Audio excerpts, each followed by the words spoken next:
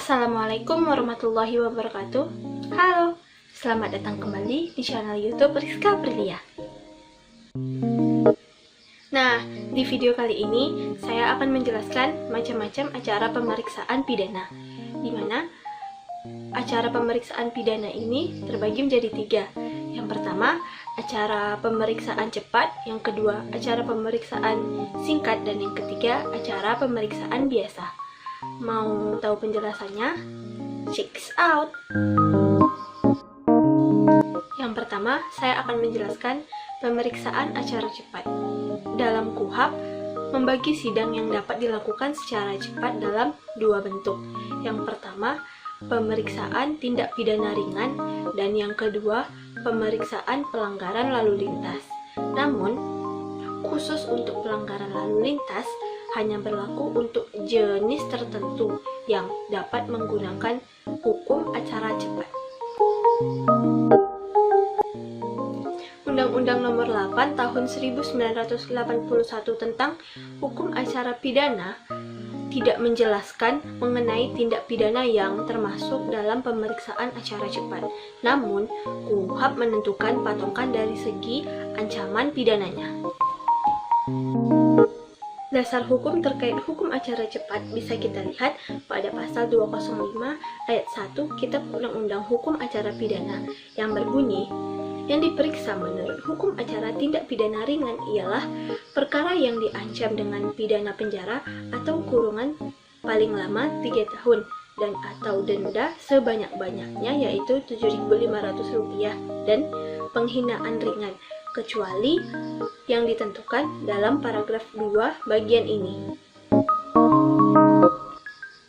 Adapun yang dimaksud paragraf 2 bagian ini merujuk pada pasal 211, yaitu yang diperiksa menurut acara pemeriksaan paragraf ini adalah perkara pelanggaran tertentu terhadap peraturan perundang-undangan lalu lintas. Contoh kasus yang diperiksa dengan acara pemeriksaan cepat yaitu tindak pidana ringan seperti membuang sampah sembarangan dan pelanggaran lalu lintas jalan. Selanjutnya, pemeriksaan acara singkat. Yang diperiksa menurut acara pemeriksaan singkat ialah perkara kejahatan atau pelanggaran yang tidak termasuk ketentuan acara pemeriksaan tindak pidana ringan dan yang menurut penuntut umum pembuktian serta penerapan hukumnya mudah dan sifatnya sederhana. Dasar hukum acara pemeriksaan singkat ini bisa kita lihat pada pasal 203 ayat 1 Kitab Undang-Undang Hukum Acara Pidana yang berbunyi, yang diperiksa menurut acara pemeriksaan singkat ialah perkara kejahatan atau pelanggaran yang tidak termasuk ketentuan pasal 205 dan yang menurut penuntut umum pembuktian serta penerapan hukumnya mudah dan sifatnya sederhana. Contoh kasus yang diperiksa dengan acara pemeriksaan singkat ialah kejahatan atau pelanggaran. Namun, patokan yang dapat diambil penuntut umum untuk menentukan perkara singkat itu dari segi ancaman hukuman. Ancaman hukumannya maksimum 3 bulan penjara atau kurungan itu tidak dapat dimasukkan dalam jenis perkara singkat.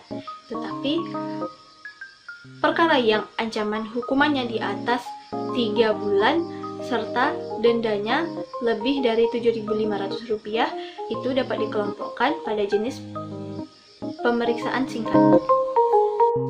Dan selanjutnya, pemeriksaan acara biasa.